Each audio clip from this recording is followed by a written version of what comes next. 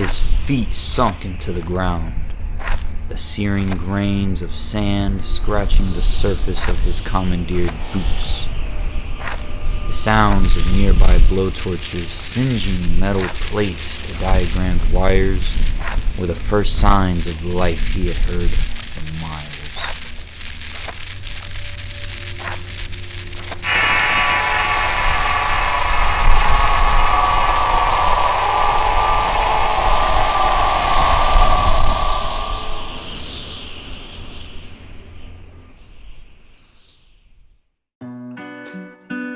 I'm a nostalgic person. My girlfriend laughs at me because I watch the same movies and the same anime over and over. Death Stranding's around the corner, and rather than play Borderlands 3, I got The Witcher 3 booted up. Why? It's a guaranteed good time. And so is Star Wars The Force Unleashed. At least, that's what I thought. In reality, this game is nothing compared to what came next. Welcome to the Force Unleashed DLC.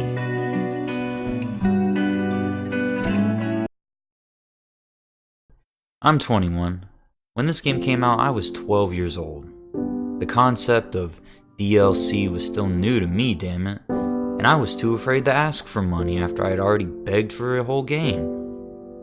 I guess all the kids I knew felt that way too, because despite how well this game sold and how many people knew at the time, no one I talked to has ever played the DLC. I could talk for days about the Pit in Fallout 3, Mothership Zeta, Sandbox from Halo 3, but no one had touched this game after it came out. And the sad thing is, no one knew what they were missing. I know I didn't.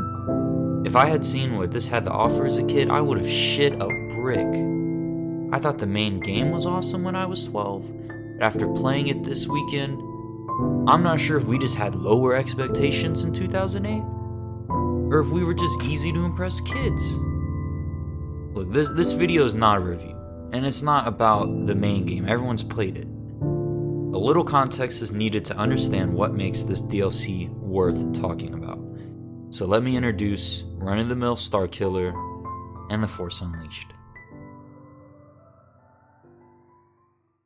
Set between episode 3 and 4, The Force Unleashed is about Starkiller, Darth Vader's secret apprentice, who is sent out to assassinate the remaining Jedi after the genocide of all Jedi in the end of episode 3. This game was meant to bridge the gap between episode 3 and 4 by setting up the origins of the Rebel Alliance and just tying up some loose ends. Starkiller gets a change of heart and opposes Darth Vader and the Emperor, but is killed in the process of saving the Rebel leaders. It's a lot like Rogue One, but a lot less cool, which is saying a lot because I don't really like that movie. Anyway, Starkiller is boring as hell, and his only character trait is he's incredibly loyal, which for some reason, us rebellious 12-year-olds ate up. The cast is pretty generic, and with only about 8 hours of runtime, you're not going to get to know many of them past their names. If there's anything that stands out, it's the combat and the set pieces. Force Unleashed plays a lot like Dynasty Warriors, with boss battles at the end of every level. Instead of difficulty, your minute-to-minute gameplay is more composed of staying stylish during combat, using all your moves, and then testing your might against these Jedi boss battles at the end of the level. Aside from some glitches here and there, the combat is fun and fluid, and impressed me with how robust the physics were and how many in-world objects were destructible at the time. There's a part in the tutorial of the game where you're playing as Darth Vader, and you can force push the enemies that run at you, and if the trees catch any of that push, they splinter to pieces. It feels so good, even now. The other great part of that mixture was the set pieces. The game's box wanted you to know this too, because they showed this infamous Star Destroyer scene everywhere, especially on the back of the box. And anytime you bring up the "bring down that destroyer," anyone who's played this game knows what we're talking about. You could also fight Darth Vader, the Emperor, Shaak Ti, a little lesser known. And while not set pieces, their cameos made this game exciting compared to the cookie cutter OCs that LucasArts filled up the rest of the game with. Enough about the main game though, that's not what we're talking about. Once these DLC packs came out, The main game was not necessary. It was the Half-Life 2 to Gmod. That's a bad comparison. The DLC added a whole new storyline consisting of 2 short but sweet alternate timeline missions, a host of new costumes, and played to all of the game's strengths to unleash the Force. I really just said that. The DLC consists of the Fragile Hope and the Wrath of the Empire. These 2 missions were what-if scenarios where Starkiller had killed Darth Vader and took his place as the Emperor's tool and right-hand man. Starkiller is shocked and crushed in his duel with Darth Vader, and so his body undergoes heavy reconstruction. This DLC goes beyond the game's timeline and continues all the way to Episode 5. First things first, Starkiller is way cooler here. He's still edgy, but instead of these Hot Topic straps he wears in the main game, he's got spikes now. He's way less annoying because he talks a lot less, and his character is interpreted more through people's reactions to him and his character design than boring dialogue with boring characters. He carries around his fallen foe's lightsabers, which I'll admit would be cooler if they hadn't done it with Grievous like 3 years. Second, the locales are so much cooler. In the main game, we're storming Kashyyyk and Raxus Prime, which is mainly a swamp. That's literally the only levels I can remember. How about Hoth? Rebel Base? How about Tatooine? How about Mos Eisley? How about Jabba's Palace? Those places brought me way more joy than whatever the main game had to offer. And third, the fan service here is incredible. You get to face off against Boba Fett in a palace duel. You duel against Obi-Wan. You torture a young Luke Skywalker as he tries to save his friends. These scenarios of course spin off into alternate timelines, like where Starkiller kills Obi-Wan by throwing him into the engine of the Millennium Falcon, and then kills his Force Ghost.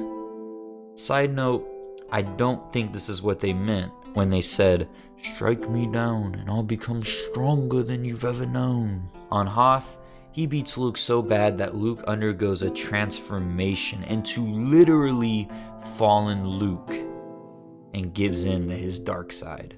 Sorry, MGS5.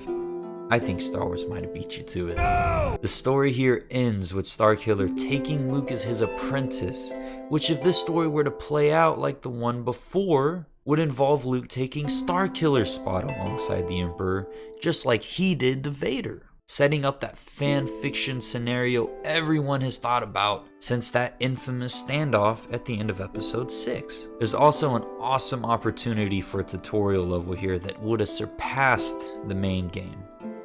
When Tatooine starts, we get this intimidating shot of Starkiller, his visage hidden by these Tusken Raider wraps, looking way more imposing than his first shot in the main game, which is just him as a kid.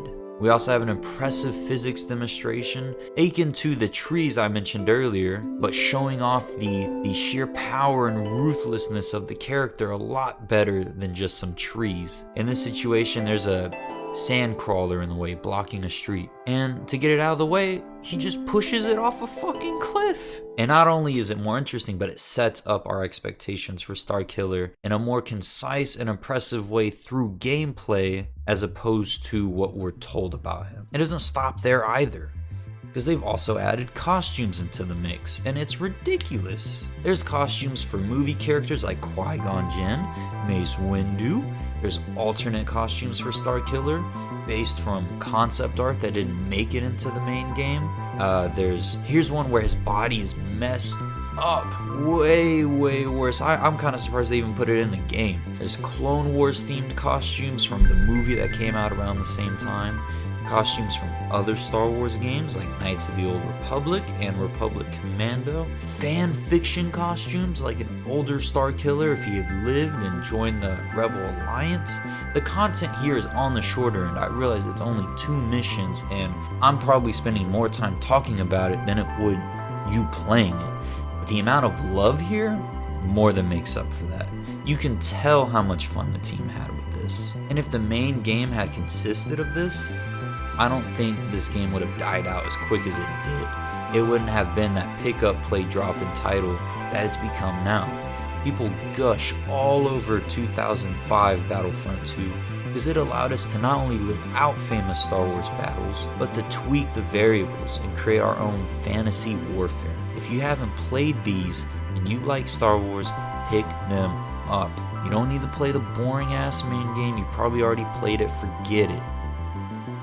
Just play these 2 missions. It's $20. I realize that. People say that's a ripoff. It's not a game. It's an experience.